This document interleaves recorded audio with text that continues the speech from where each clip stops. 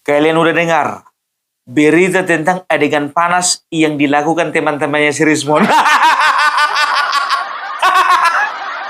Adegan panas.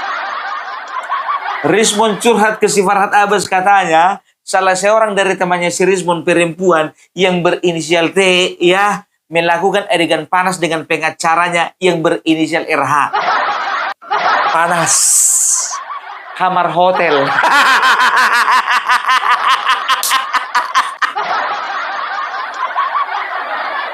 Apa masalahnya pun kalau cuma begini-begini doang? Kan cuma gesek-gesek tangan. Ya itu kalau gesek-gesek tangan doang. Ini yang lain-lain ikut digesek-gesek.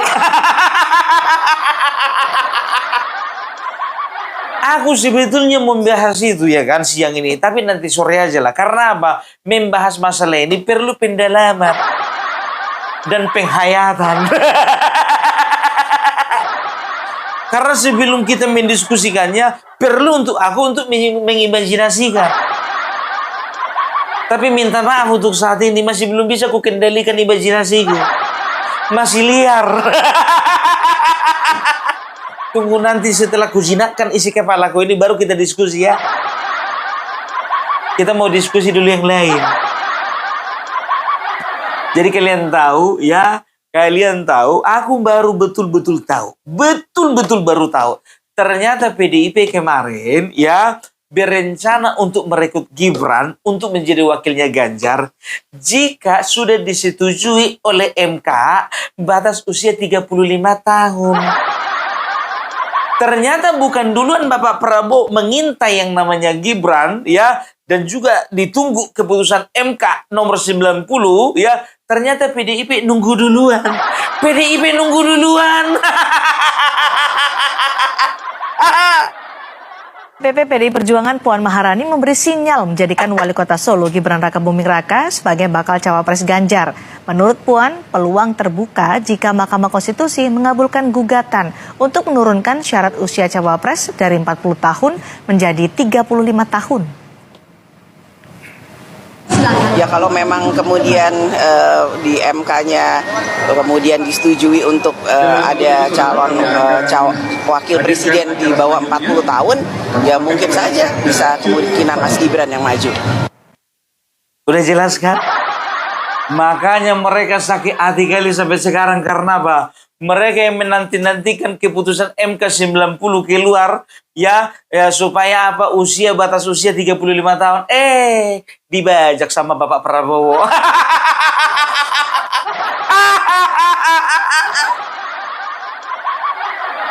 Tapi kenapa mereka nyerang-nyerang terus ya? Katanya mengangkangi MK lah, memperkosa undang-undang lah, melecehkan konstitusi lah. Padahal mereka sendiri pun menanti-nantikan, menunggu-nunggu. Mencari apa yang aku cari. Teng teng teneneng. Makanya PDIP sampai sekarang sakit kali hatinya karena apa? Karena begitu keluar keputusan MK, ya yang namanya Gibran Rakabuming Raka lebih memilih merapat ke Prabowo daripada PDIP. Ya udah jelas lah yang endorse bapaknya. Ya kan begitu kan? Otomatis lah Gibran ke Prabowo daripada ke Ganjar. Orang Bapak Joko Widodo kan kepengennya Prabowo Ganjar. Nah, PDIP aja yang mengatakan masa kita jadi wakil. Jadi calon presiden toh. Oleh karena keegoisan dan juga kesombongannya, ya udah sana loh. Akhirnya ya dipetiklah satu buah mangga dari kerumunan buah mangga yang ada.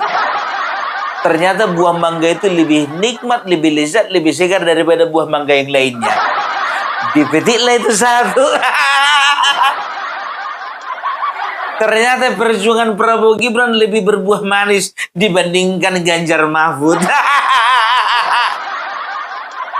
Baru tahu nih. Ya PDIP kemarin keluar-keluar memperkosa konstitusi, mengangkat konstitusi, gara-gara ada pamannya. Ternyata mereka nunggu juga. Aduh.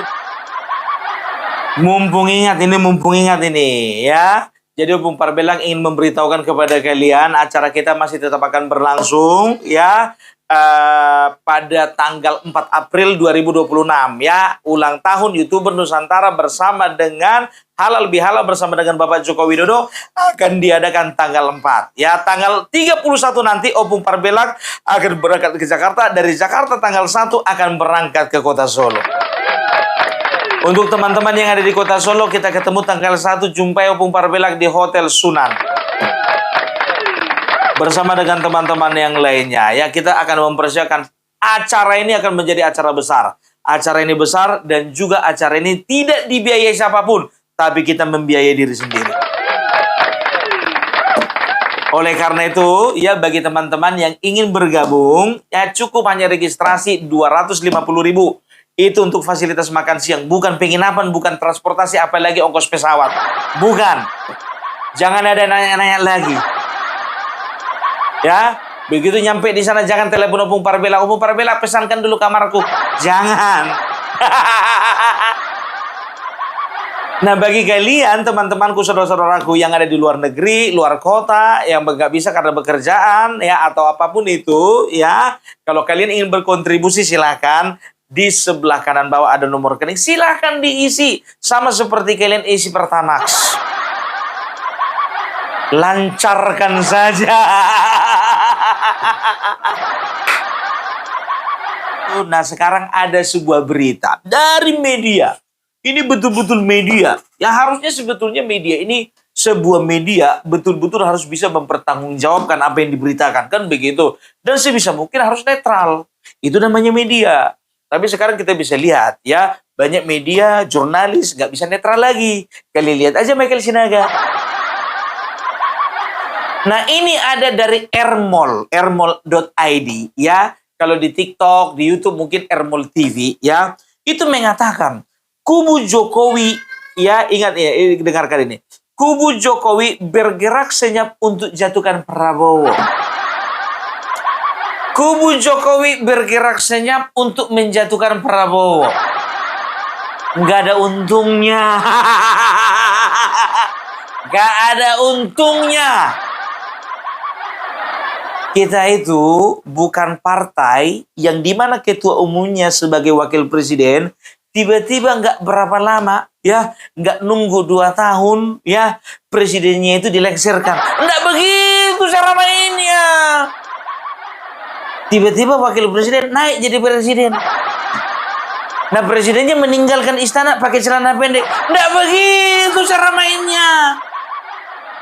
Karena apa? Segala sesuatunya harus dilalui dengan bijak, dengan bersih, dan juga dengan jujur. Begini, ya adalah sebuah kerugian kalau misalnya menyerang pemerintahan Bapak Prabowo demi untuk mengangkat Gibran. Kan tujuannya seperti itu, ya seolah-olah ingin menjatuhkan Bapak Prabowo, ya Gibran naik, kan begitu. Ini adalah sebuah kerugian karena apa? Karena ini akan dicap sampai selama-lamanya bahwasanya Mas Gibran mengambil posisi presiden dengan cara yang tidak baik. Karena apa? Karena ada satu orang wakil presiden seperti itu di Kamboja. Di Kamboja. Tahun 99, 98 atau 99 sih kayaknya sih. Iya kan, 99 dia jadi wakil, kan begitu. Nggak tahu entah ada persepakatan apa, tiba-tiba 2 tahun kemudian ya presidennya lengser, dia yang jadi presiden. Dan sampai sekarang ketua umum di Kamboja itu nggak pernah berhasil jadi presiden. Nggak pernah. Karena rakyat di Kamboja tahu ini orang melengsarkan presiden yang sebelumnya. Jejaknya itu masih tercium busuk. Kamboja. Kalau di Indonesia kayaknya nggak pernah deh. Oh Indonesia baik-baik, semua orangnya baik-baik. Jadi itu dia, ya. Jadi mereka mengatakan bahwasanya ya kubu Bapak Joko Widodo ini mulai menyerang kebijakan Bapak Prabowo seperti MBG, ya kan? Dia mengatakan seperti itu di dalam tulisannya, ya. Sekarang begini, ya. Kalau bicara tentang MBG, ya makanya buka matamu itu. Percuma kau media tapi nggak kau tonton berita. Percuma kau media tapi kau nggak kau lihat fakta. Kalau bicara tentang MBG, bukan hanya pendukung Bapak Joko Widodo saja yang merasakan kegelisahan dengan adanya MBG ini. Ada banyak masyarakat, murid, orang tua murid, kepala sekolah terhadap dapur-dapur MBG atau SPPG yang bermasalah. Nah, ini harus kita suarakan jujur saja. Apalagi Opung Parpelak berapa kali bikin konten yang mengenai MBG. Kritis. Kita cinta terhadap Bapak Prabowo, kita sayang terhadap Bapak Prabowo, kita cinta terhadap kebijakannya. Tapi kalau misalnya kebijakannya itu mendapat masalah oleh karena pelaksanaan, di bawah itu memang mendapat tidak berjalan dengan baik, kita kritik. Bukan cuma masalah MBG, Opung Parpelak juga mengkritisi masalah apa? Masalah Koperasi Merah Putih, ya kan? Setelah itu masalah impor mobil pick up sebanyak 105.000 mobil pick up. Itu ku kritisi. Kan begitu, masalah apa? Mau menutup Indomaret dan Alfamart. Itu juga ku kritisi. Jadi kalian itu harus bijak, harus objektif. Aku nggak tahu kalian itu terafiliasi kemana, nggak tahu ya. Aku nggak tahu. Tapi yang kucium kalian itu berusaha ya untuk merusak hubungan antara Bapak Prabowo dengan Gibran. Hanya ada dua kelompok orang yang ingin berusaha memisahkan antara Bapak Prabowo dengan Gibran. Sudah pasti tuh, kalau nggak 01 ya 03. Itu dia, karena apa? Karena Bapak Prabowo sampai sekarang masih menghormati Bapak Joko Widodo. Karena apa? Secara leadership, Bapak Prabowo belajar banyak daripada Bapak Joko Widodo. Secara kesabaran, Bapak Prabowo belajar banyak terhadap Bapak Joko Widodo. Di mana beliau diserang berbagai macam orang, berbagai macam pihak, partai politik.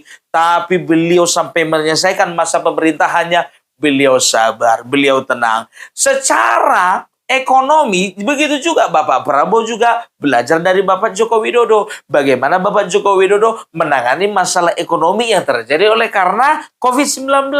Bapak Prabowo juga belajar apa? Belajar bagaimana menjadi masterpiece di dalam politik. Karena apa? Bapak Joko Widodo terbukti menang 2 kali wali kota, 1 kali gubernur, dan juga 2 kali presiden. Berbicara tentang kesatria, Bapak Prabowo juga belajar kepada Bapak Joko Widodo. Belajar menerima, belajar merangkul. Bapak Prabowo juga belajar dari Bapak Joko Widodo. Jadi, karena saking memujinya Bapak Prabowo terhadap Bapak Joko Widodo, inilah yang mereka takutkan. Karena apa? Karena pasti Bapak Prabowo ke depannya akan memilih Bapak Gibran dari terahnya Bapak Joko Widodo untuk menemaninya 2029. Hanya orang yang tidak punya akal, hanya orang yang tidak punya hati, yang tidak bisa mengakui prestasi yang sudah dilakukan oleh Presiden Joko Widodo. Kita harus berani jujur kepada diri kita sendiri. Katakanlah yang benar itu benar dan yang salah itu salah. Presiden Jokowi telah berbuat yang terbaik untuk bangsa dan rakyat kita. Saya yang pernah dikalahkan oleh beliau 2 kali, saya pun mengakui bahwa beliau berbuat yang terbaik untuk bangsa dan rakyat Indonesia.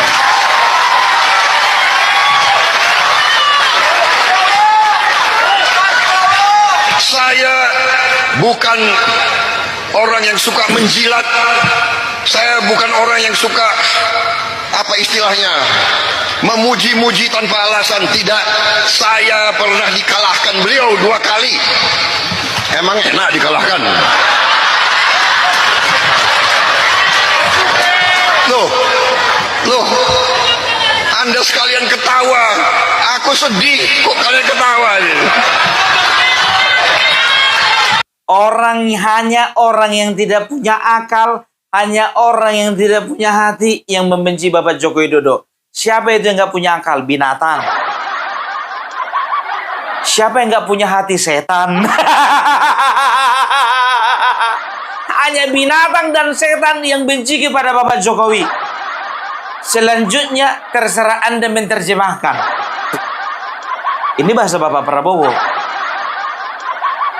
Jadi banyak pihak, banyak lawan politik Bapak Joko Widodo ya yang melihat bahwasanya ini bahaya. Kalau Bapak Prabowo dibiarkan terus-menerus dekat-dekat dengan Bapak Joko Widodo, ini bahaya. Karena apa? Karena mereka kedepannya nggak bakalan dapatan kue. Partai-partai politik berusaha untuk menjauhkan Bapak Prabowo daripada Bapak Gibran. Karena apa? Karena mereka punya ambisi untuk menjadi wakil presiden. Kan begitu. Karena apa? Karena mereka juga ingin menikmati jabatan yang lebih tinggi dari sekedar menteri. Zulhas kepengen. AHY kepengen. Puan kepengen. Muhaimin Iskandar, apa lagi? Emang cita-citanya dari dulu jadi wakil presiden? Siapapun presidennya, wakilnya Muhaimin Iskandar. Ada balionya kan?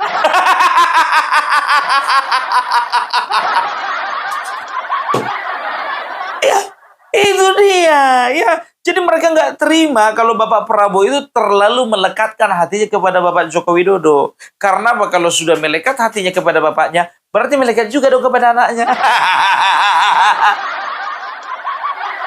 Beliau sadar bahwasanya kemenangannya sebagai presiden itu adalah buah dari pertempuran ya antara mereka dengan lawan politiknya. Tapi mereka lihat, mereka sadar bahwasanya pertempuran itu tidak bisa dimenangkan kalau bukan karena pengaruh dari Bapak Joko Widodo. Kalau bukan endorse dari Bapak Joko Widodo. Kan begitu, ya kan? Nah, karena apa? Begini. Kenapa ada banyak kesaksian yang mengatakan bahwasanya ya Bapak Prabowo itu betul-betul penuh pertimbangan ya untuk memilih Gibran menjadi wakil presiden. Karena apa? Ya, kita tahu koalisi mencalonkan ini ya, katakanlah dari 10. Dari 10 tereliminasi menjadi 7. Dari 7 tersaring menjadi 4. Dari 4 menjadi 2. Ya kan begitu. Nah, bisa dikatakan bukan oleh penunjukan dari Bapak Joko Widodo sebagai orang tuanya Gibran. Enggak. Ya, ini juga disaksikan, sering kali ditampilkan ya bahwasanya ya Dasko sendiri pun mengatakan bahwasanya ya Gibran itu diminta sebanyak 5 kali oleh Bapak Prabowo untuk menjadi wakil presidennya.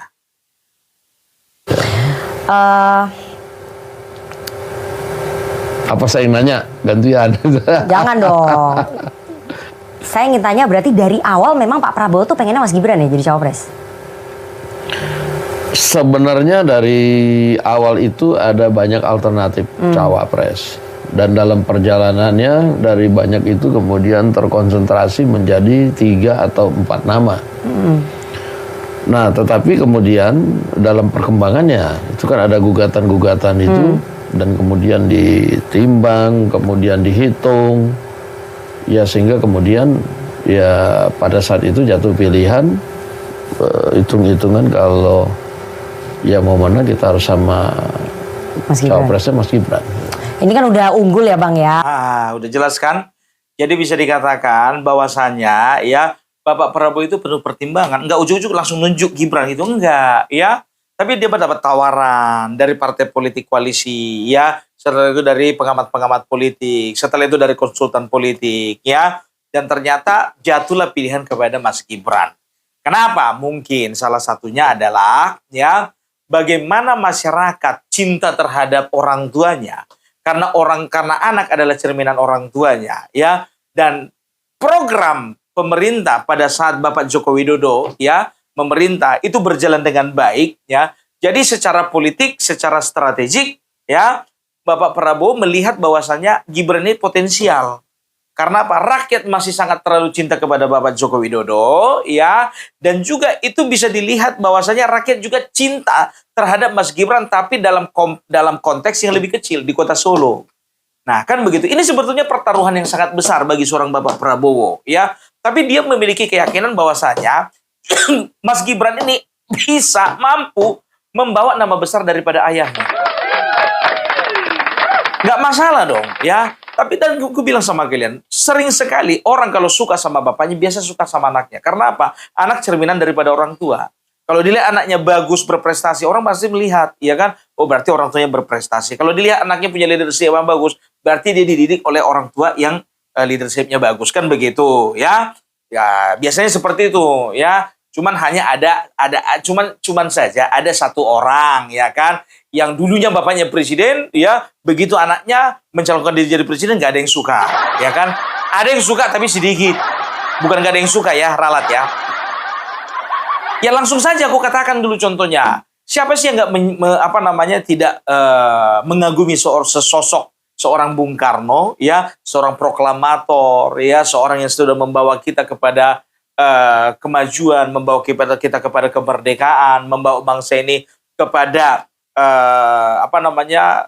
membawa bangsa ini ke ruang internasional yang lebih besar lagi, yang lebih luas lagi, kan begitu. Memang sangat dicintai masyarakat, cintai rakyat dari dulu sampai sekarang, kan begitu. Tapi belum tentu orang suka sama bapaknya, sama anaknya. Ya contohnya Megawati, ya, walaupun mayoritas bangsa Indonesia suka, kagum dengan Bung Karno, tapi nggak juga suka dengan Megawati. Buktinya apa? Buktinya tahun 2004 pemilihan secara langsung nggak lolos. 2009 pemilihan secara langsung juga nggak lolos. Lebih banyak memilih SBY daripada Megawati. Padahal SBY orang tuanya bukan proklamator. Ini kenyataan toh. Kenyataan kan? Tapi beda dengan Mas Gibran, oleh karena ayahnya ya memang betul-betul membangun bangsa ini, membuat bangsa ini semakin maju, ya, dengan segala kebijakan-kebijakan yang betul-betul pro rakyat. Akhirnya apa? Ya, masyarakat menilai ada keberlanjutan.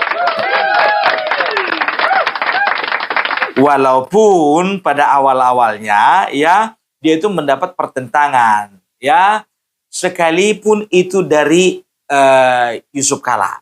Yusuf Kala, biar tahu kalian, ya, pertama-tama ketika Bapak Joko Widodo ini ya menjadi gubernur dan rencananya akan dijadikan calon presiden, dia katakan apa? Oh jangan, kalau kapasitasnya seperti jadi gubernur, jangan dicalonkan jadi presiden, jadi rusak negara ini, katanya. Jokowi tidak punya pengalaman. Dia kan gubernur DKI, pengalamannya dari wali kota Solo. Tapi jangan tiba-tiba karena dia terkenal Jakarta, tiba-tiba dicalonkan presiden, bisa hancur negeri, bisa masalah negeri ini, dicampur aduk. Nanti negeri ini tidak punya nilai. Nanti ini kacau negeri ini. Sekejam itu biar tahu kalian. Padahal 2014 dia yang calon wakil presiden. Kenapa diterima? Kemarin Bapak bilang bisa hancur negara ini. Bisa rusak negara ini. Amburadul. Tapi begitu dicalonkan jadi wakil presiden, mau. Politisi. Itu dia. Nah, sekarang ini bukannya bilang apa, ya.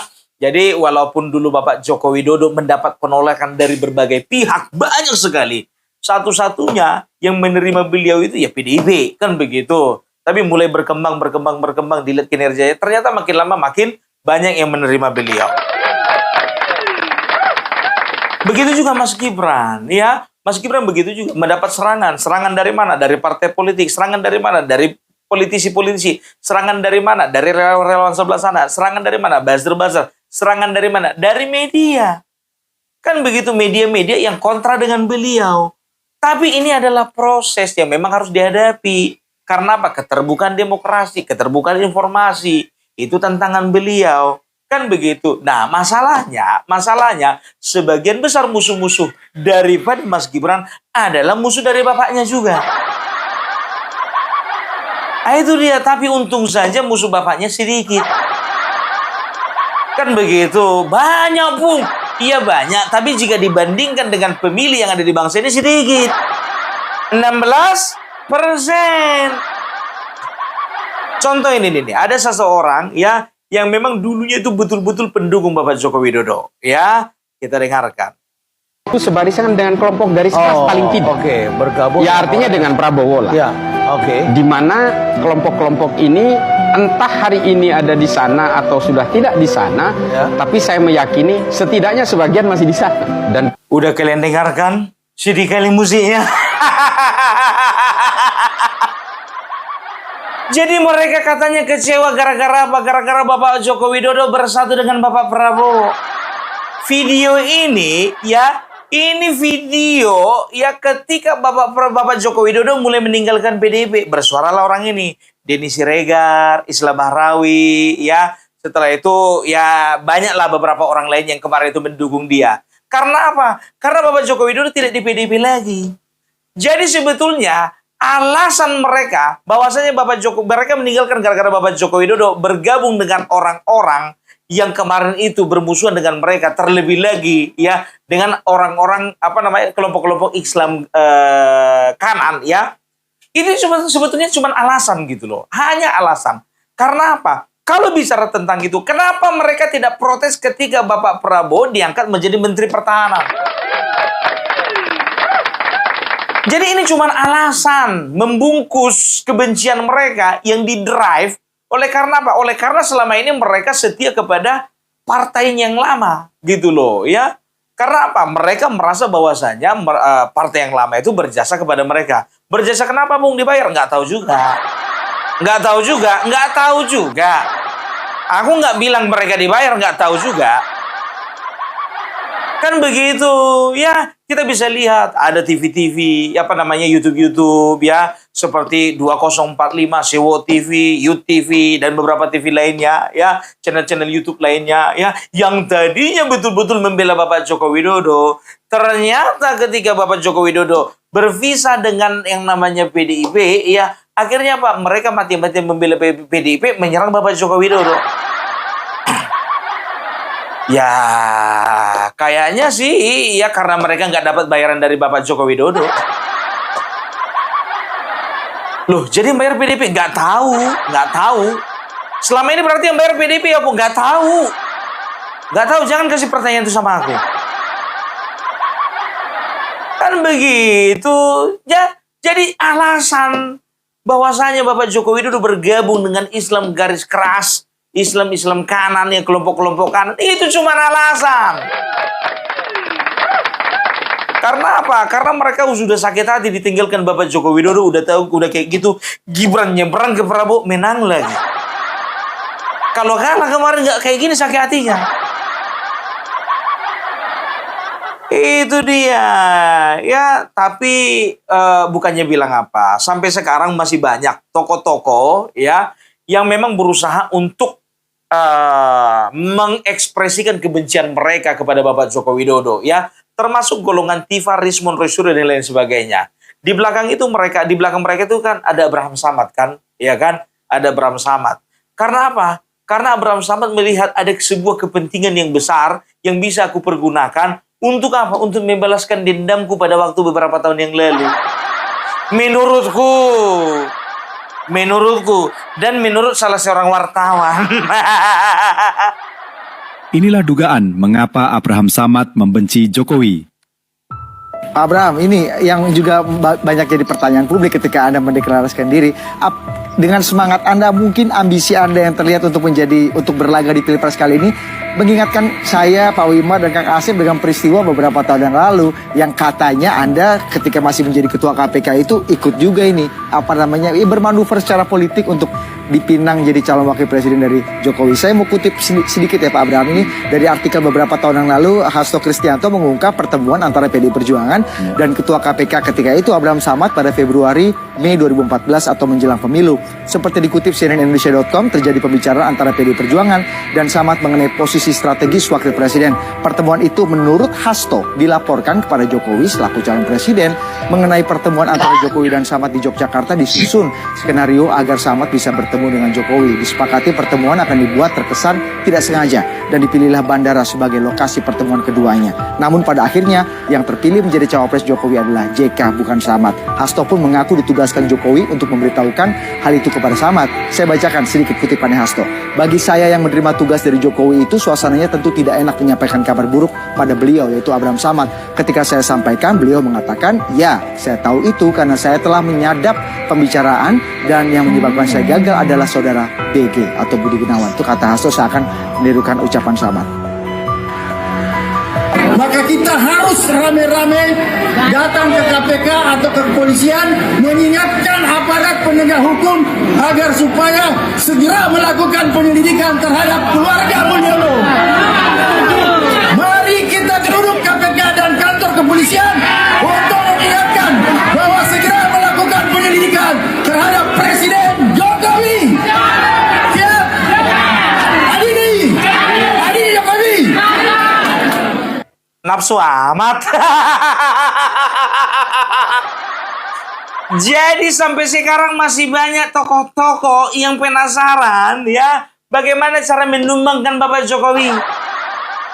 Jadi mereka menggunakan YouTube, mereka menggunakan media sosial, mereka menggunakan influencer, menggunakan buzzer, menggunakan organisasi-organisasi. Nggak heran kita. Kalau nggak bisa serang Bapak Joko Widodo secara langsung, serang dulu Bapak Prabowo. Nah, mereka mulai fitnah kan, mengatakan bahwasanya kubu Bapak Joko Widodo melakukan serangan senyap. Lewat apa? Memprotes, mengkritik MBG. Yang dikritik udah gue bilang dari tadi, bukan cuma MBG. Apapun ya kebijakan-kebijakan yang memang perlu dikritik oleh karena tidak adanya kesesuaian antara kebijakan dengan pelaksanaan. Kenapa enggak? Ya itulah tugas kita sebagai masyarakat. Kan begitu. Yakin aku kalau bicara masalah MBG, bukan cuma pendukung Bapak Joko Widodo saja yang komentar. Itu. Jadi segala sesuatu memang mereka sedang apa? Pokoknya mereka selalu menggunakan berbagai macam cara. Dan mereka menggunakan berbagai macam momen. Kan begitu? Nah, sekelas Tempo juga ya seperti dengarkan. Prabowo bukanlah satu-satunya pusat kekuasaan. Jokowi ingin mengirim sinyal bahwa ia masih layak diperhitungkan dan didengarkan suaranya. Bisa diduga Jokowi melakukannya untuk menyokong anaknya, Gibran Rakabuming Raka yang kini menjadi wakil presiden. Tak seperti Megawati Soekarno Putri dan Susilo Bambang Yudhoyono, Jokowi memang tak punya partai politik. Anak bungsunya, Kaisang Pangarep, dan sebagian pendukungnya berkumpul di Partai Solidaritas Indonesia. Masyarakat kita cenderung melihat pemimpin bukan sebagai figur yang mesti cakap mengelola kebijakan, melainkan sosok yang harus dikagumi dan jika perlu disembah. Di titik ini, ide dan kompetensi kalah oleh popularitas. Kayaknya sama kayak tadi kan dibilang apa? Saya ini penyembah Jokowi. Saya ini dulunya penyembah berhala yang bernama Jokowi. Kok sama bahasa kalian? Jadi sekarang mereka itu sedang rajin-rajinnya menebarkan narasi bahwasanya Bapak Joko Widodo ingin mengimbangi ya kekuasaan Bapak Prabowo sebagai presiden. Karena apa? Karena Bapak Joko Widodo sedang mempersiapkan anaknya yaitu Gibran nanti 2029. Tidak seperti itu Ferguson. Tidak seperti itu. Gitu loh. Ya, kita masih punya akal waras. Kan sudah dikatakan, semua pendukung Joko Widodo, semua relawan Bapak Joko Widodo sepakat untuk menyuarakan mendukung Prabowo Gibran 2 periode. Justru kita malah mendengar suara senyap-senyap ini bahkan dari sebelah sana yang sedang merancang-rancang supaya Bapak Prabowo tanpa Gibran. Cukup Prabowo ya 2 periode, Gibrannya cuma 1 periode. Nah itu dia ya, segala sesuatu bisa terjadi di politik ini ya. Politik di Indonesia itu dinamis, politik di Indonesia itu terbuka, politik di Indonesia itu fleksibel, apapun bisa terjadi. Tapi ingat ya, walaupun seperti itu masih ada politisi yang masih berani untuk memegang komitmen, masih memiliki prinsip.